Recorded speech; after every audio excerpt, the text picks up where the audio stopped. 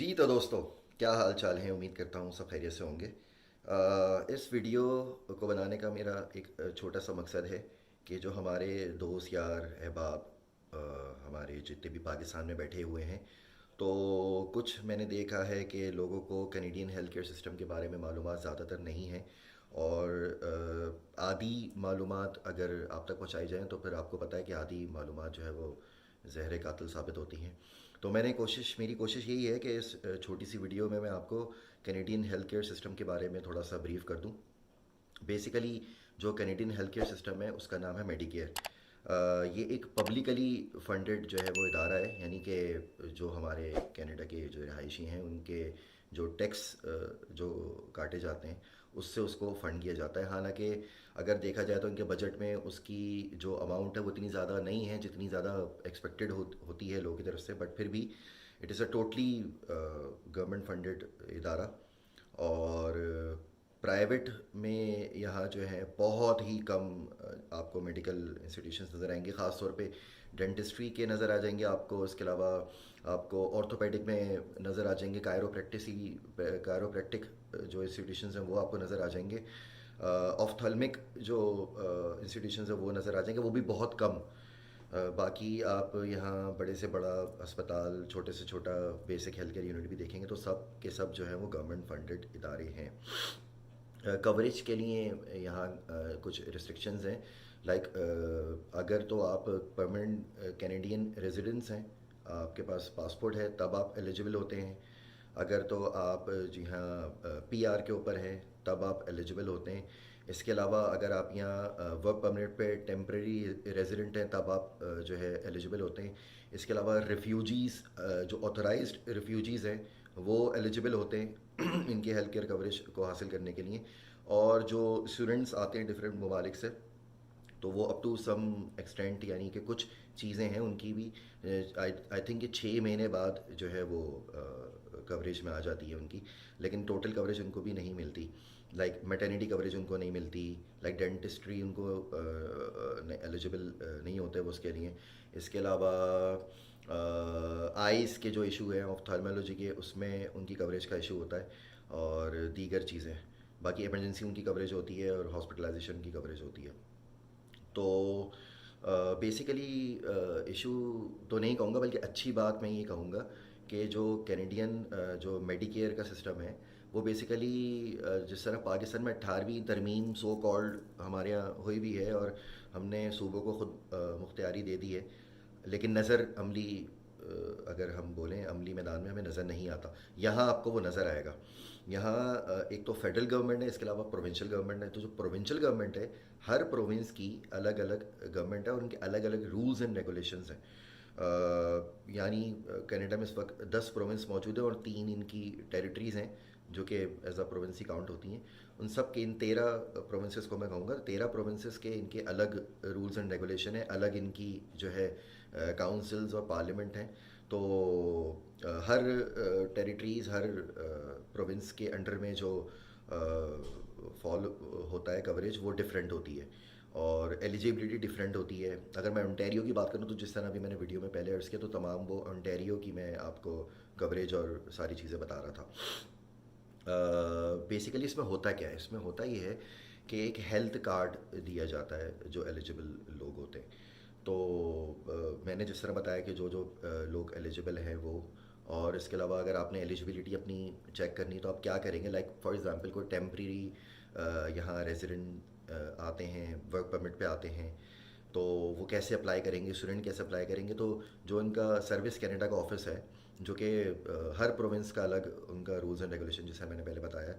तो ओंटारियो का जो सर्विस कनाडा का ऑफिस है, वहाँ जाके आप मालूमात ले सकते हैं और वो अप्लाई कर सकते हैं। ये विद इन मतलब मिनट्स का काम है।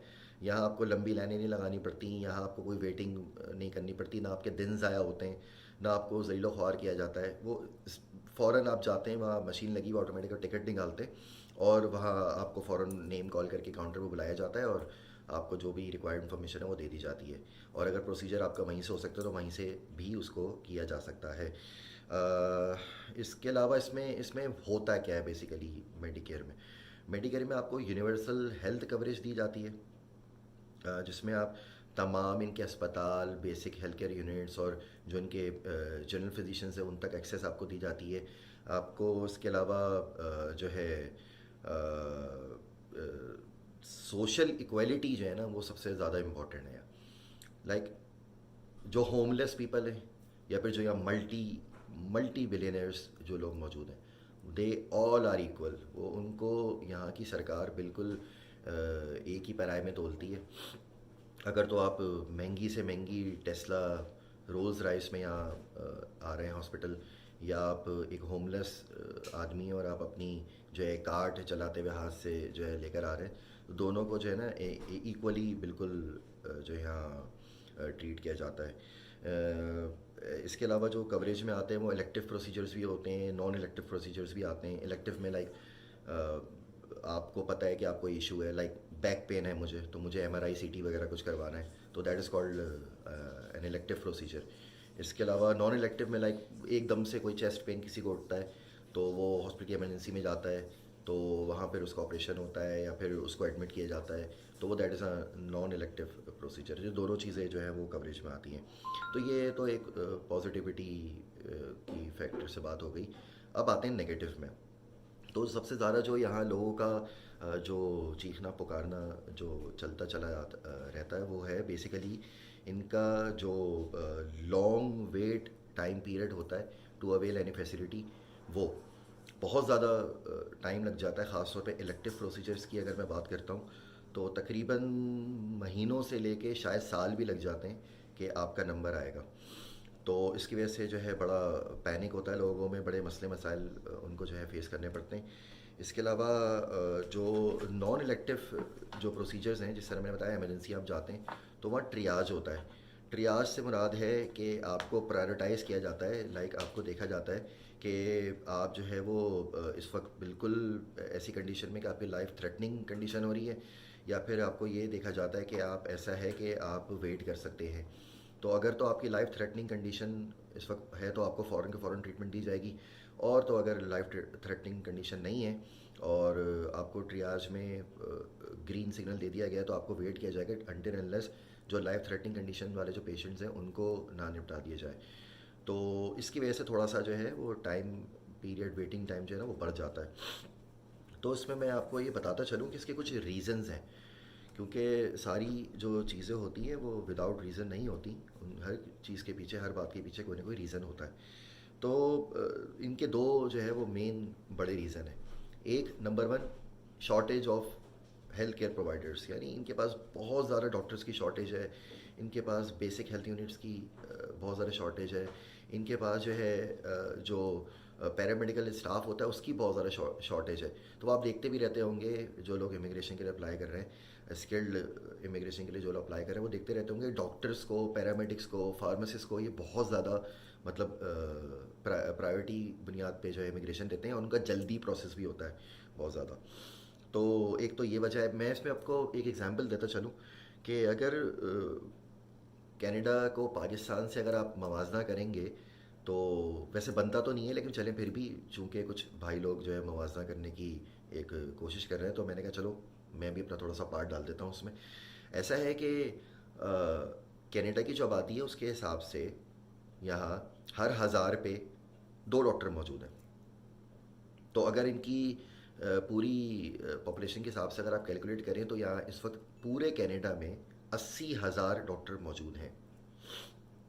अच्छा जी, कनाडा इतना बड़ा कंट्री जिसमें पाकिस्तान जैसे कोई शायद 10 ममालिक आ जाएं, तो 80,000 ये बहुत छोटा नंबर आपको लगेगा।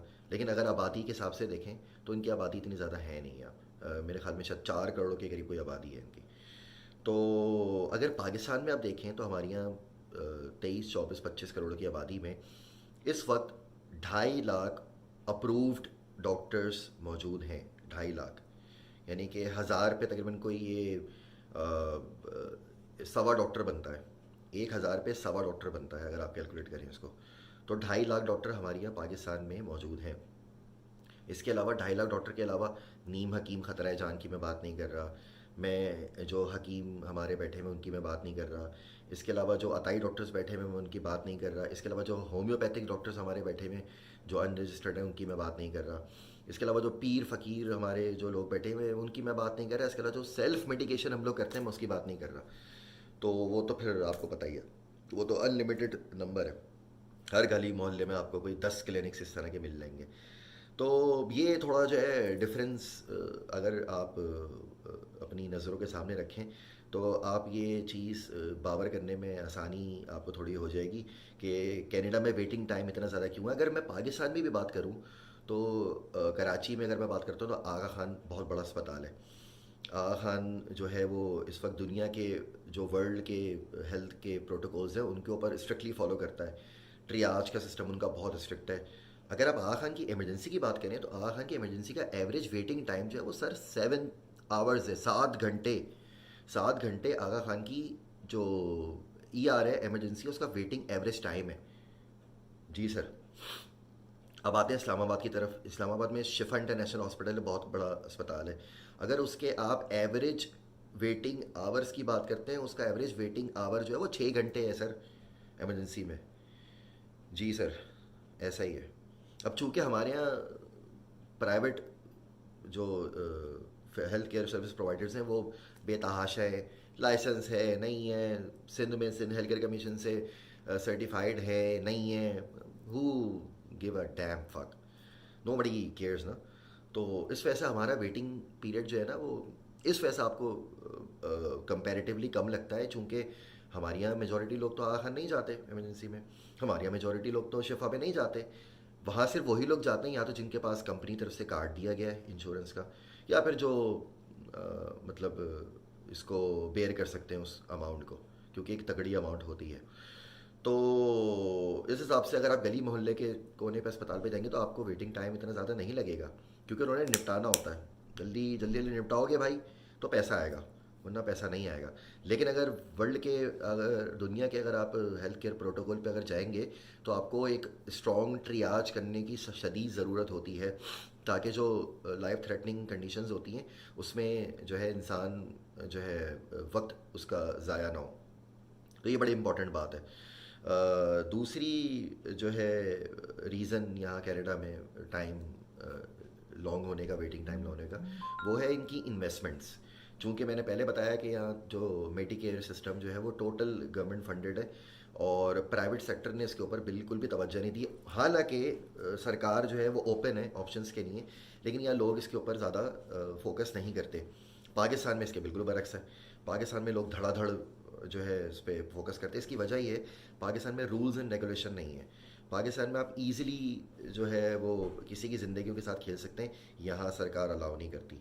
यहाँ सरकार सख्ती के साथ प्रोटोकॉल्स फॉलो करने की ताकीद करती है, और अगर आप जस्ट इन केस कोई अगर प्रोटोकॉल को ब्रेक करते हो तो you would be fucked up. तो इस वजह से लोग ज़रा घबराते हैं। अगर हम बात करें देसियों की, इंडियंस और पाकिस्तानी की, तो क्यों लोग इतनी इन्वेस्टमेंट इस काम में नहीं करते? क्योंकि उनको पता है कि ये एक बहुत मतलब एक गंभीर जिसे बोलते हैं एक बिज़नेस है और बहुत सेंसिटिव चीज़ है। इसमें अगर कोई मिसहैप हो गया तो यू वुड बी नो मोर। तो एक ये वजह भी है कि हाँ, इनकी गवर्नमेंट को भी बजट लगाना चाहिए। इनकी गवर्नमेंट जो है वो बजट बहुत कम लगाती है, ये फैक्टर भी बहुत है। इसकी वजह यही है कि क्योंकि इनके पास डॉक्टर्स भी बहुत कम है और मोनोपली है गवर्नमेंट की। तो ये वजह भी जो है आप कह सकते हैं। हाँ, ये आप ज़रूर कह सकते हैं, बिल्कुल ठोक बजा के कह सकते हैं कि जो यहाँ का सरकार का, गवर्नमेंट का मेडिकल सिस्टम है, that is one of the best systems in the world. अगर मैं प्रोविंशियल लेवल पे बात करूँ तो 3 प्रोविंसेस ऐसे हैं जिनको यहाँ कहा जाता है कि दुनिया में बेस्ट ऑफ द बेस्ट वो हेल्थ केयर सर्विसेज प्रोवाइड करते हैं, जिसमें मेरा प्रोविंस यानी ओंटारियो, दूसरा क्यूबेक है, और तीसरा ब्रिटिश कोलंबिया। इनके बेहतरीन जो है मेडिकल सिस्टम है, और इनके बतदरीज देखा जाए तो वेटिंग आवर्स भी थोड़े दूसरे प्रोविंसेस के मुकाबले में थोड़े कम है। इसका हल अगर हम सजेस्ट करें तो क्या हो सकता है? देखिए, मैंने अपने जो मुझे थोड़ा सा यहाँ वक्त हुआ है उसमें मैंने कुछ लोकल कैनेडियन गोरों से कुछ बातचीत की है, कुछ मैंने अपने देसियों से, इंडियन और पाकिस्तानियों से बात की है।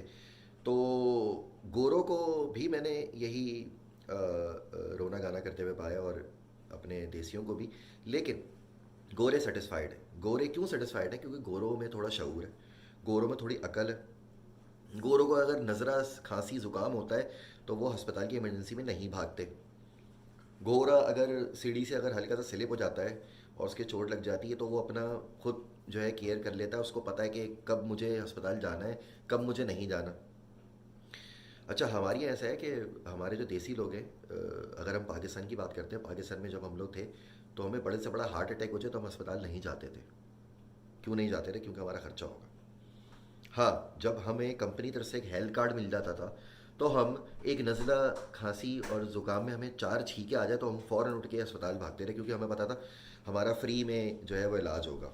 चूँकि मैं इंश्योरेंस से मुंसलिक था पाकिस्तान में, तो इस तरह के केसेस मैं डेली देखता रहा। उस तरह के मैं सैकड़ों केसेस, जी हाँ सैकड़ों केसेस डेली बुनियाद पे मैं रिजेक्ट करता था कि ये इस पे हम इंश्योरेंस कवरेज बिल्कुल भी नहीं देंगे, ये नज़ला खांसी ज़ुकाम है, आप इमरजेंसी में क्यों जा रहे हैं, लाइफ थ्रेटनिंग कंडीशन नहीं है आपको, यू हैव टू पे for your self on your own.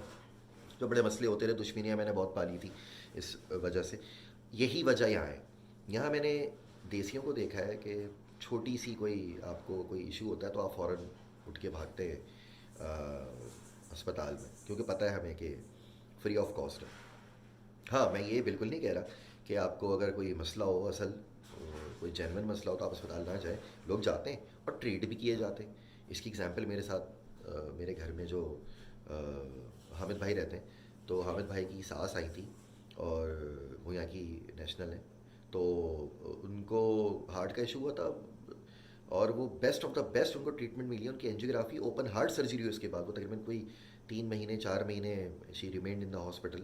और मतलब पाकिस्तान में होता है तो करोड़ों उनके लग चुके होते हैं। अगर आगा खान की बात करें तो आई थिंक 1 करोड़ से ज़्यादा उनके लग चुके होते हैं, या शी डिडंट पे नॉट इवन अ सिंगल पैनी। और कोई इनको वेटिंग नहीं करना पड़ा क्योंकि she was in the life threatening condition. हाँ, मेरे बस हाथ में दर्द है या मेरी कमर में दर्द है, काम करते हुए चिक आ गई है और मैं जाके बैठा हुआ हूँ, तो this is not a life threatening condition. ये हम लोग को समझना चाहिए, ये हम लोग को समझना पड़ेगा। अगर तो मेरे कमर में चिक आ गई है, मुझे बैक पेन है, तो मुझे उसके प्रिवेंटिव मेजर्स लेने पड़ेगे कि क्या करूँ। सही है, मेडिकेशन जो है मुझे ओटीसी या मिल जाती हैं, आपको पेन किलर्स मिल जाते हैं। ठीक है। पाकिस्तान से अगर आप आ रहे हैं, अगर मैं अपनी बात करता हूँ, मैं आया हूँ तो इतना बड़ा मैं मेडिकल अपना मेडिसिन का बॉक्स लेकर आया हूँ, क्योंकि यार थोड़ी सी अकल, थोड़ा सा कॉमन सेंस इंसान को यूज़ करना चाहिए। ओटीसी पे जाके मेडिसिन या लेना कोई आसान काम नहीं है भाई। तो आप जो है पाकिस्तान से आ रहे हो, कुछ मेडिसिन लेकर आओ, 3 साल की 4 साल की एक्सपायरी होती है, वो रखो अपने पास। आपके लोग आ रहे हैं, लोग जा रहे हैं, उनसे मंगवाओ आप। सेल्फ मेडिकेशन पाकिस्तान में तो करते हुए आपको कोई मौत नहीं आती थी, या आप जो है मम्मी डैडी बन गए आके। आप एंटीबायोटिक, चलो मैं समझता हूँ कि एंटीबायोटिक इंसान को सेल्फ मेडिकेशन के तौर पे नहीं करनी चाहिए, बट आप पेन किलर्स तो ले सकते हैं यार। एनसेड आप ज़्यादा यूज़ ना करें। आप डॉक्टर से, इतने सारे जो है आपके देसी लोग दोस्त यार बैठे हुए, उनमें डॉक्टर लोग मौजूद हैं, आप उनसे कंसल्ट कर लें यार। तो हमने कौन से पैसे लेने हैं और आपने कौन से दे देने हैं? तो बहरहाल, तो मेरा सिर्फ़ और सिर्फ इस वीडियो के तवस्सुक से हमारे दोस्तों यारों को मशवरा ये थे कि अगर तो आप कनाडा में मौजूद हैं तो आप जो है कुछ बेसिक मेडिसिन होती हैं, जैसे ब्रोफिन हो गई, जैसे आपकी पेनाडोल हो गई, पेनाडोल एक्स्ट्रा हो गई, ठीक है, इसके अलावा फ्लैजिल हो गई, इसके अलावा आपकी सिप्रोफ्लॉक्सासिन हो गई, इसके अलावा ऑगमेंटिन हो गई। सही है, कुछ जो बेसिक मेडिसिन है ना आपकी, सॉफ्टिन टैबलेट हो गई, सही है, एंटी एलर्जी कुछ आपकी टैबलेट्स हो गई, वो आप जो है ज़रूर अपने घर में रखें अपने पास। पेनाडोल बच्चों का सीरप हो गया, बच्चों के जो सुपोसिटरी हो गई, वो रखें आप ज़रूर। उसके लिए आपको हॉस्पिटल जाने की ज़रूरत नहीं है सर। तो ये एक मैं बस इस वीडियो के थ्रू आपको पैगाम देना चाह रहा था। बाकी कनाडा की सरकार को मुझे दो पैगाम देने। एक के भाई, लोगों के अंदर एजुकेशन आप जो है वो करें। मैंने यहाँ देखा है लोगों के अंदर एजुकेशन बिल्कुल भी नहीं है। इवन अगर वो आपके देसी हों या फिर वो आपके ओरिजिनल नेटिव कैनेडियन हो या फिर गोरे हों, किसी में एजुकेशन नहीं है। इनको नहीं पता कि they when they have to go to the hospital and when they shouldn't go to the hospital, they don't fucking know. ये आप नंबर 1 करें। नंबर 2, आप प्रिवेंटिव केयर का जो प्रोग्राम है उसको यहाँ लॉन्च करवाएं। आई डोंट नो, मैं शायद कोशिश करता हूँ कि मैं किसी इंसान को यहाँ जो कि जिसके पास पावर्स है उसको अप्रोच करूँ। मेरे पास पूरा प्रोजेक्ट होता है, मैं पाकिस्तान में प्रोजेक्ट्स कर चुका हूँ प्रिवेंटिव केयर के। तो प्रिवेंटिव केयर जो होती है वो बहुत बेहतर होती है क्यूरेटिव केयर के मुकाबले में। तो प्रिवेंटिव केयर में ट्रियाज भी बहुत अच्छा होता है, और यहाँ की आबादी भी इतनी ज़्यादा नहीं है यार, आराम से लोग प्रिवेंटिव मेजर्स पे काम कर सकते हैं। और तीसरी बात, most importantly, online doctors portal. जिस तरह मैंने कहा कि यहाँ रूल्स एंड रेगुलेशन बहुत टाइट है, बहुत सख्त है, हार्ड है। तो ऑनलाइन डॉक्टर जो है ना, यहाँ बड़े मुश्किल से चंद एक प्राइवेट कोई वेबसाइट्स हैं, सरकारी नहीं है लेकिन सरकारी लाइसेंस उनको दिया गया है, तो वो ऑनलाइन जो है डॉक्टर्स प्रोवाइड करती हैं। तो सरकार अगर इसको प्रॉपर सरकारी लेवल पे चला के जितने भी आपके पास डॉक्टर हैं सबको ऑनलाइन पोर्टल पे भी डाल दे और उनको बाउंड करे कि आपने दिन में 1 घंटा जो है लाइव आना है, तो ये बहुत अच्छा हो सकता है। तो इसके साथ मैं आपसे इजाज़त चाहूँगा। इधर आया हूँ, स्क्रैच से शुरू करूँगा, डोनाल्ड ट्रंप बनूँगा, और डोनाल्ड ट्रंप बनने के बाद भी आपके साथ ऐसे ही रहूँगा। रब रखा।